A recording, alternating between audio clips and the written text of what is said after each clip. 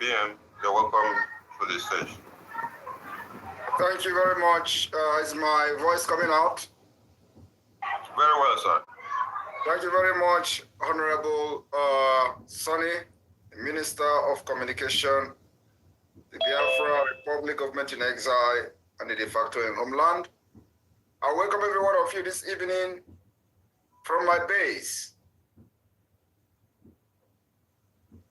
It has been a very successful week as we continue to push in readiness for the declaration of the restoration of independence state of Biafra happening in Finland from the 29th of November to 3rd of December 2024 in Lahti. This is the first ever official fundraising for this particular event. This event is costing the government huge amount of money. And so it becomes very imperative that this particular special fundraising is being conducted so that we will not have any reason to complain or to be stranded in the quest to see a very successful convention in Finland, just like we did last year. Last year convention, we did almost the same thing, though the fundraising was internal fundraising, was not in the public. But this time around, because of the magnitude of this event, it becomes very imperative that we throw the fundraising to the public for entire Biafrans to support whichever little way you can. My fellow Biafrans, I don't want to give speech. I just wanted to come and join the fundraising today for the declaration of the restoration of independence of Biafra, but at the same time, I want to use this opportunity to send a very brief message to the Biafra people. I want you to understand that the roadmap to Biafra independence is very, very clear. We are not hiding anything. We have done step by step to the restoration of Biafra. And this Finland convention, where the declaration of the restoration of independence of Biafra will be issued, and of course, where many legal documents as to the restoration of Biafra and the pursuit for the Biafra recognition by the United Nations and other countries in the world will be generated. I want every one of you to understand the importance of this. It is where we are going to gather, make decisions, raise a legal document on behalf of the Biafra people by the mandate of over 50 million people that have voted in the ongoing self-referendum.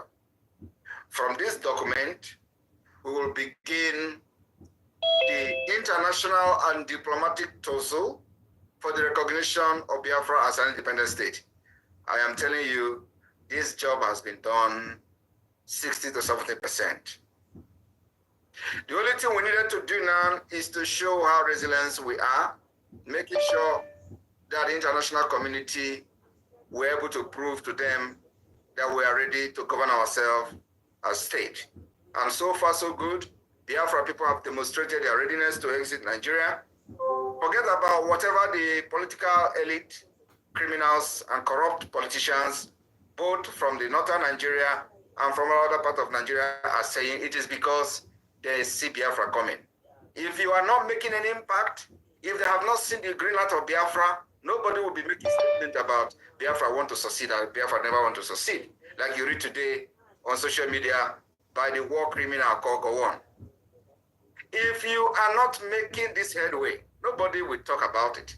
I want you to understand that for over past 10 years or so of the criminals who parade themselves as Biafra agitators, they have never discussed them at the National Assembly.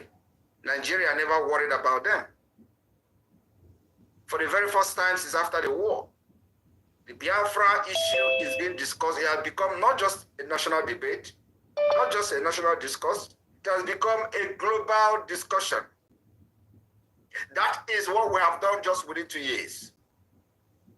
And so, those who think that Biafra was a kind of a family franchise, we have come to prove to them that they're actually very wrong. Biafra can never, ever be a family franchise, can never be a business, can never be a career. And that's why we set a limit of 5 years. From 2019 to 2024, that's the exact time that Biafra needed to be declared. And today we have been able to raise army to defend our land. We are engaging the terrorist state in Bakassi Peninsula. We are engaging the terrorist state in almost the 40 states of Biafra, many of them in low key. But in the hinterland of Biafra is where this particular defense and engagement is being defined. In the coming weeks, the resistance will spread across the coastal line. And believe me, all this involves money. Nigeria, with their multi-billion military hardware to support terrorism, killing of the people they're supposed to protect, we, Biafra people and Biafra government in exile and the de facto in the homeland, raising funds online to fight this multi-billion-dollar terrorist state. Look at where we are today. For the very first time in the history of Biafra since after the war, the entire commander of the terror organization called Nigeria, they went to National Assembly. Not only that, they have cried out to the world to come to their rescue. They say Samaneba is their problem, because they needed that somebody will summon the courage to defend their own people. Unlike other parts of Nigeria, where women and children are getting killed, and nobody speaks for them, our own is different. Every one of us in the government have done a very big sacrifice to see that the story that we're hearing from Nigeria, different parts of Nigeria, is not being told about our own people. Rather, we will continue to engage them until they are. I want you to understand that the internal enemy, which have supervised and orchestrated a lot of atrocities against our people, will continue to collect water. It is a must and something that must be done to make sure that our women, not just our women, but also those men that volunteer their life to fight in defense of our land, will not be sabotaged and killed like chicken. From 2021, we saw how they were moving our men, young men, able-bodied men who joined ESN, defunct ESN. What did they do? Immediately after they kidnapped Nnamdi Kanu, these men who volunteered, the only crime they committed was to believe that the people that were following were actually fighting for their own freedom, and they volunteered to fight. And then when there was a disagreement on who was doing it right, and they decided to listen to Simon Ekpa broadcast, order was given by these criminals who turned IPOB into occult, because if you don't know, that's what they wanted to do, into occult, and at the same time, they want to use it for political pressure group to be fighting for the political elite. Everything they are accused, many of us today, is what they do. They are accused of kidnapping, they do kidnapping. They are accused us of killing, they do killing. And that is why some of these killings that we've seen, these people committing against our people, can never ever be forgiven. I want to share one of the one that break the camel's back was the death of Obinna. Obinna, when we hoisted a flag, a Biafra flag, every one of you remember, when we hoisted a flag across Biafra land, Obinna hoisted a flag in army barrack in Aba. On his way back, he was captured. Hello. On the order of Mazi Nnamdi Kanu's sister. I remember. I've not gotten anything you want. Yeah, I will let you know. On the order of Ikechukwu Ogua. You say observatory. You say observatory. This young man committed no crime. He was killed. They have kids and a wife. His crime was that he believed in what Simon Ekpa was doing. I will let you know. His crime was that he decided to hoist the flag of Biafra. He was not killed by the terrorists in the army.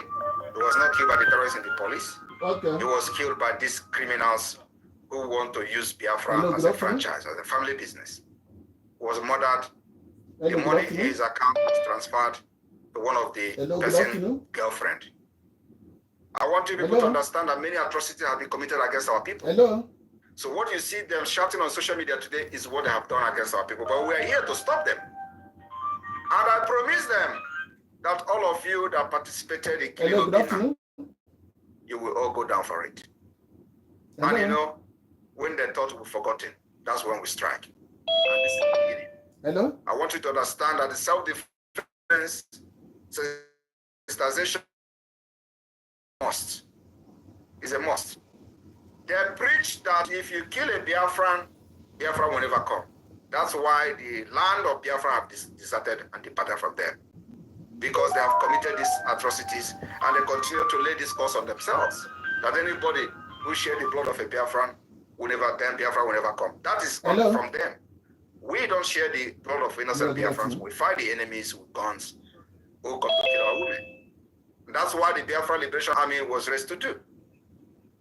And at the same time, making sure those inside enemies who have been used to point fingers. When this atrocity was being committed, they say, anybody that talk about Simon Ekpa in any camp, kill him. And I want the entire media team to look for the video, for the audio of the criminal in Kuwait, Kochina Sanworo, giving that order. Do you know how many Biafran that were killed? Where I have such thing, you don't know. What crime did they commit? They committed no crime other than they listened to the broadcast Simon Ekpa was doing. They were doing this thing, taking out a day. It's like one this room will never with come. toilet and bathroom inside and wardrobe. They killed as many as possible, buried many alive. 7th Avenue. For what crime? Center, For saying Simon Ekpa was doing it right. And you know, you said I am not God. I don't avenge death of people. I don't have one thing I promise to those who have committed this crime. Okay, I think I have something in Oxford Road, Kensington. I swear to God. Room 2.5. The second time I am swearing to God in the Biafra struggle. One was the killing that happened in Enugu yesterday by Pitamba, or 2 days ago by Pitamba, where innocent Biafra was killed. My attention was called to the killing of that boy. How many people? How many are you? This is the second time. I am saying that those who killed those who did not commit any crime, even if they committed any crime, you are not caught. You don't have any right to take anybody's life. Biafra have not become an independent state yet, so we have a judicial system working. So you do not have the right to kill anybody.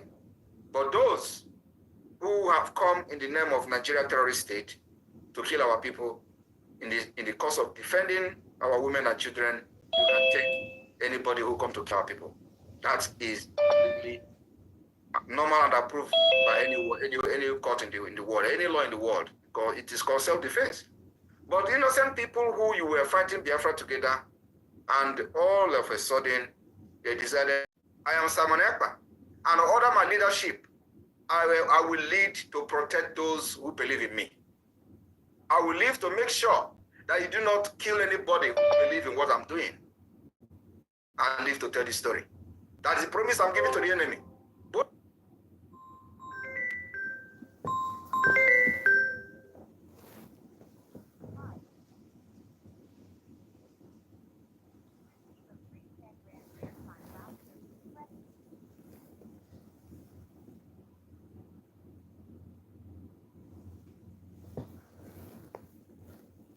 Both from the Nigeria and from anybody.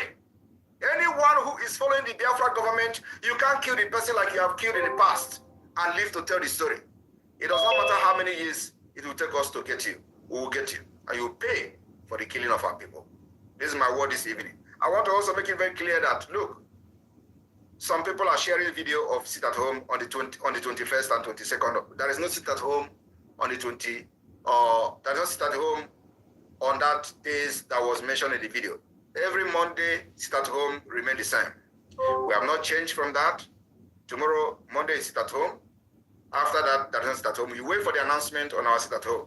We are very, very, very busy cooking for the enemy, which is the Nigeria state. And so, at the same time, we'll be distracting them with our activities on social media. Many of you forgot that in those days I used to dance. They didn't know, they didn't see today coming. If they saw today coming, they would, you know, take me seriously even with the dance I was dancing. So today, I'm not dancing anymore like that. I'm doing something different. I'm making sure that those who think they can, you know, use propaganda to convince and distract what we're doing, we will engage them. This meeting is being recorded. Whether you are a woman or man, I will engage you. And once you come, I will remove my suit, I will remove my tie and wear my t-shirt and come to your level and deal with you. When it comes to this Biafra, don't regard me as a prime minister. Prime minister is only when you have a state recognized by the United Nations and you want to behave like a politician and be politically correct. I am not that particular politically correct. I am not politically correctness prime minister. I'm the prime minister that is fighting for freedom, and we are in liberation phase. So do not look at me with my suit and want me to be, I am not a normal human being until Biafra is recognized. Then we will begin to go into international stage and behave ourselves as people that are civilized. For now, I will be just like you to make sure I defeat you and save my people. May God bless every one of you. I declare this fundraising open. There one. See you in Finland. See you all in Finland where it will happen. May God bless you.